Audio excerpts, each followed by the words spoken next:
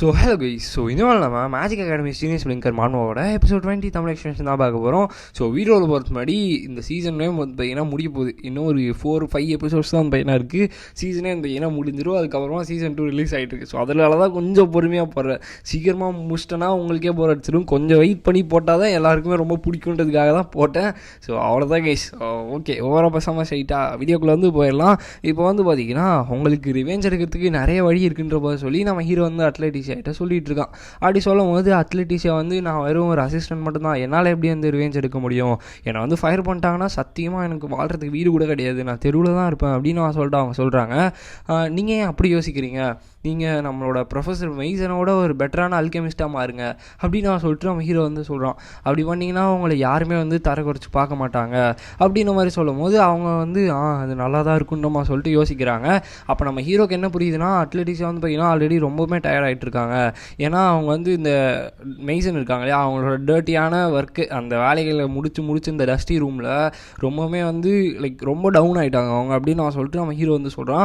ஆக்சுவலாக அட்லெட்டிக்ஸாக வந்து பார்த்தீங்கன்னா ஒரு அல்கெமிஸ்ட் ஆகணுன்றது தான் அவங்களோட ஆசையே. ஸோ அந்த மாதிரியாகி நிறைய இன்வென்ஷன்ஸ் வந்து க்ரியேட் பண்ணுன்னு சொல்லிட்டு ஸோ அதுக்கான டேலண்ட்டுமே வந்து பார்த்திங்கன்னா அவங்களுக்கு வந்து இருந்துச்சு. ஆனால் என்ன விஷயம்னா ஒரு நாள் வந்து இவங்க இந்த வேர்ல்டோட இந்த ஜென்ரேஷனோட கிரேட்டஸ்ட் ஜீனியஸ் அல்கெமிஸ்ட்டாக வந்து பார்த்திங்கன்னா மாறுவாங்களாம். ஸோ நிறைய கவுண்ட்லெஸ்ஸான ஐட்டம்ஸ் க்ரியேட் பண்ணுறது, அவங்களோட மூளை யூஸ் பண்ணி அந்தளவுக்கு வேலை செஞ்சு நிறைய விஷயங்களை வந்து கண்டுபிடிப்பாங்க நம்ம சொல்லிட்டு நம்ம ஹீரோ வந்து சொல்கிறான். ஸோ இப்போதைக்கு அவங்கள வந்து ரியாலிட்டி யூஸ் பண்ணி நிறைய டிஸ்கரேஜ் பண்ணி வச்சுருக்காங்க. கண்டிப்பாக அவங்களோட ட்ரீமை வந்து நான் ட்ரூ ஆக்குறேன்ற மாதிரி சொல்லிட்டு நம்ம ஹீரோ வந்து பார்த்திங்கன்னா யோசிச்சுட்டே போயிட்டு இருக்கான். ஸோ அப்போ வந்து பார்த்திங்கன்னா அவங்க நிறைய இன்வென்ஷன்ஸ்லாம் கண்டுபிடிச்சி வச்சிருப்பாங்க, எல்லாம் நம்ம ஹீரோ காட்டுறாங்க. நம்ம ஹீரோ வந்து அவங்ககிட்ட ஃபார்முலா மட்டும் தான் லேக் ஆகுதுன்ற மாதிரி சொல்லிட்டு போயிட்டு இருப்பான். போயிட்டு இருக்கும்போது தெரியாமல் ஃப்ளேம் மேலே வந்து பார்த்திங்கன்னா இடிச்சிருவான். ஃப்ளேம் வந்துட்டு ஓல்டு மேன் என்ன ஒரு மாதிரி ஸ்பேஸ் அவுட் ஆகிட்டியான்ற மாதிரி சொல்லிட்டு அவங்க வந்து கேட்குறாங்க. அப்போ யாரை பார்த்து ஓல்டு மேனுன்ற மாதிரி நம்ம ஹீரோ வந்து பார்த்திங்கன்னா கேட்பான். அப்போ நீ தான் அப்படின்னு சொல்லிட்டு அவங்க வந்து சொல்லும் போது ஹீரோக்கு வந்து கோவம் வந்துடுது. பட் ஆனால் இப்போ முன்னாடியோட அதிகமாக என்கிட்ட வந்து பேசுகிறான்றது நம்ம ஹீரோக்கு வந்து தெரியுது. இப்போ என்ன சொல்கிறான்னா உன்னோட ஃப்ரெண்டு ஜாக்கி இருக்கால, அவள் மேலே வந்து ஒரு கண்ணை வச்சுக்கோ, அவள் வந்து இப்போதைக்கு நல்ல கண்டிஷனில் இல்லை நம்ம சொல்லிட்டு நம்ம ஹீரோ வந்து சொல்கிறான். நான் இந்த வாரம் எண்டில் வந்து பார்த்திங்கன்னா ஒரு ஹண்டிங்காக போவேன், ஸோ அந்த டைமில் நான் வந்து அவளை பார்த்துக்கிறேன்ற சொல்லிட்டு அவங்க வந்து பார்த்திங்கன்னா சொல்கிறாங்க. இப்போ தான் வந்து நம்மளுக்கு காட்டுறாங்க மார்சியஸ் சிமெண்ட்ரின்ற ஒரு இடத்துக்கு தான் வந்து பார்த்திங்கன்னா ஹண்டிங்காக போவாங்க. அந்த இடத்துல மாயாசங், ஐசல், ஃப்ளேம் இந்த மாதிரி மெயின் கேரக்டர்ஸ் எல்லாருமே இன்வால்வ் ஆகிருப்பாங்க. இந்த பேட்டில் வந்து பார்த்திங்கன்னா 5th கிளாஸில் இருக்க நெக்ரோமான்சர்ஸ்லாம் வந்து பார்த்திங்கன்னா வரதான் வந்து நம்ம ஹீரோ வந்து சொல்கிறான். ஸோ நான் இந்த ஸ்டோரிக்குள்ளே வந்து போகிறதில்ல, பட் நான் அங்கே இருக்க ஹிடன் ரிவார்ட்ஸ் மட்டும் கலெக்ட் பண்ணிப்பேன். ஸோ அதுவும் இல்லாமல் அது ஃபெமிலியர் கான்ட்ராக்ட் செரிமனியில் எனக்கு ஹெல்ப் பண்ணும் அப்படின்னு நான் சொல்லிட்டு நம்ம ஹீரோ வந்து யோசிச்சுட்டு இருக்கான்.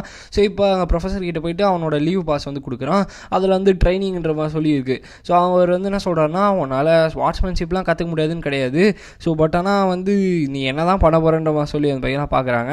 ஸோ அப்படி சொல்லிட்டு இருக்கும்போது சைடில் வந்து மாயாசிங்கோட லீவ் ரெக்வஸ்ட்மே இருக்கும். ஸோ அப்போ நம்ம ஹீரோக்கு வந்து பார்த்திங்கன்னா லைட்டாக டவுட் வருது. ஸோ அதுவும் இல்லாமல் அவனுக்கு வந்து தெரியும் இந்த மாதிரி எல்லா ஸ்டூடெண்ட்ஸுமே வந்து பார்த்திங்கன்னா லீவ் கேட்டு போயிட்டுருக்காங்கன்னு சொல்லிட்டு. அப்போ ப்ரொஃபஸர் கிட்ட எல்லாருமே வந்து எங்கே போயிட்டுருக்காங்க லீவ் போட்டு அப்படின்னு கேட்கும் போது அவர் வந்து எல்லாருமே வந்து மார்சியஸ் சிமெண்ட்ரிக்கு வந்து போகிறாங்க. ஸோ அந்த இடத்துல நிறைய கிளப் ஆக்டிவிட்டீஸ் அதெல்லாம் இருக்குது. ஸோ அதை யூஸ் பண்ணி பாயிண்ட்ஸ் வந்து வின் பண்ணலான்னு சொல்லி யோசிக்கிறாங்க போல். இந்த இடத்துல நம்ம ஹீரோ என்ன நினைப்பானா மாயாசிங் எல்லாருமே போவாங்கன்னு தான் நினைப்பான். பட் அப்படி கேட்கும் போது ப்ரொஃபஸர் என்ன சொல்கிறேன்னா மாயாசிங் வந்து வீட்டுக்கு போகிறதா வந்து சொன்னான் அப்படின்ற மாதிரி வந்து பார்த்திங்கன்னா சொல்கிறாரு. ஸோ அது இல்லாமல் ஹாய் வந்து அங்கே வந்து பார்த்திங்கன்னா ஃப்ளேம் கூட போகிறதா வந்து பார்த்திங்கன்னா சொல்கிறாங்க. இப்போது சப்போஸ் மாயாசிங் இல்லைன்னா அந்த இடத்துல நெக்ரோமான்சர் அட்டாக்கை கண்டிப்பாக வந்து பார்த்திங்கன்னா அவங்களால தோக்கடிக்கவே முடியாது. ஸோ மாயாசிங் இருந்தால் மட்டும்தான் அவங்களால அந்த இடத்துலேயே ஜெயிக்க முடியும். பட் இந்த இடத்துல அவன் வீட்டுக்கு போகிறான்னா நிறைய விஷயங்கள் வந்து மாறி இருக்குன்றது நம்ம ஹீரோக்குமே வந்து புரியுது. ஸோ அதனால் இப்போ வேறு வழி கிடையாது, நான் இன்வால்வ் ஆகி தான் வந்து ஆகணுன்ற சொல்லிட்டு நம்ம ஹீரோக்கு வந்து புரியுது. ஏன்னா விட்டு அவங்க எல்லாருமே இறந்து போயிடுவாங்க. ஸோ அதனால் நானே வந்து சால்வ் பண்ணிக்கிறேன் அப்படின்னு மாதிரி சொல்கிறாங்க. இப்போ கொஞ்சம் நாட்கள் கழிச்சு காட்டுறாங்க மார்சியஸ் சிமெட்ரியில்.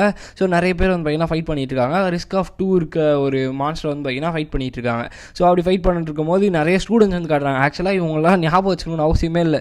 இவனுங்க பேருமே வந்து பார்த்திங்கன்னா வாயில நுழையாது. இவனுக்கு இம்பார்ட்டண்டான கேரக்டர்ஸும் கிடையாது. உங்களுக்கு இம்பார்ட்டண்டான கேரக்டர் எல்லார் பேருமே நான் வந்து சொல்லிட்டேன். ஸோ இப்போ இவங்கெல்லாம் வந்து பார்த்திங்கன்னா அட்டாக் யூஸ் பண்ணி ஃபைட் பண்ணிட்டு ஜாலியாக வந்து பார்த்திங்கன்னா அந்த இடத்துல மான்ஸ்டர்ஸ் ஹண்ட் பண்ணிட்டு இருக்காங்க.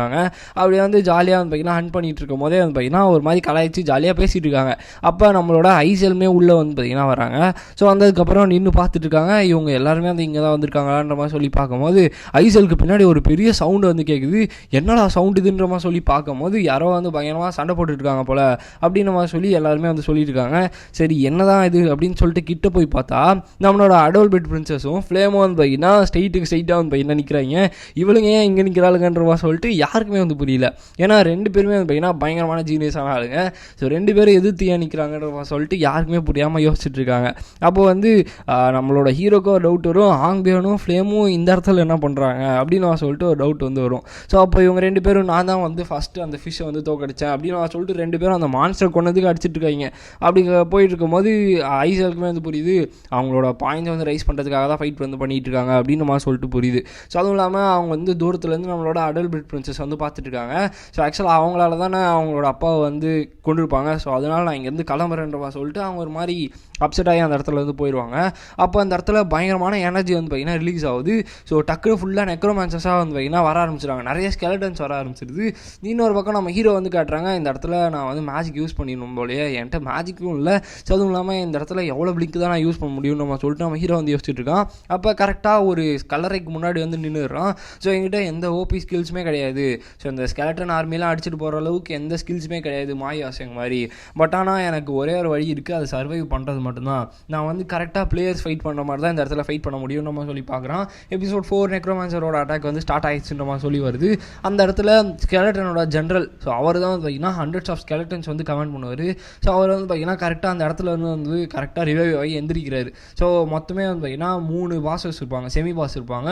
ஸோ அதில் ஒன்று தான் இது. ஸோ அதனால வந்து பார்த்திங்கன்னா இப்போதைக்கு என்னோட எபிலிட்டி யூஸ் பண்ணி நான் இந்த பிளானை வந்து ஃபேஸ் பண்ண விரும்பல அப்படின்னு அவன் சொல்லிட்டு அந்த ஜென்ரலோட தலை இருக்கு இல்லையா, அதை தனியாக கழட்டி எடுத்துடுறான். அந்த இடத்துல ஃபைட்லாம் இல்லை, ஸ்ட்ரெயிட்டாக தலையை வந்து பார்த்திங்கன்னா கழட்டி எடுத்துகிட்டு, ஸோ இப்போ அந்த தலையை வந்து பார்த்திங்கன்னா ஒரு ஸ்டாஃப் மாதிரி வந்து எடுத்துகிட்டு ஓகே இப்போ நான் இங்கேருந்து கிளம்புறதா கரெக்டாக இருக்குன்ற மாதிரி சொல்லிட்டு நம்ம ஹீரோ வந்து யோசிக்கிறான். ஸோ அந்த இடத்துல லாஜிக்கெலாம் எதிர்பார்க்காதீங்க, இந்த மாதிரி தான் இருக்குது. எனக்குமே வந்து பார்த்திங்கன்னா புரியல இவன் ஏன் இப்படி பண்ணால் எப்படி இதை பண்ணான்னு சொல்லிட்டு.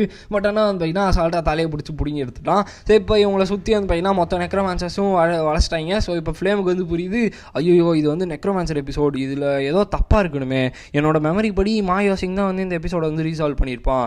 அதுவும் இல்லாமல் ஐசலியா எல்லோரும் கூட இருக்கா, அப்போ மாயாசிங்க. ஸோ நான் வந்து இப்போது நாங்கள் தனியாக வந்து 5th கிளாஸ் நெக்ரோமான்சர் வந்து என்னோட மெம்பர்ஸோட இது பண்ணுமான்ற மாதிரி சொல்லிட்டு அவங்க வந்து யோசிச்சுட்டு இருக்காங்க.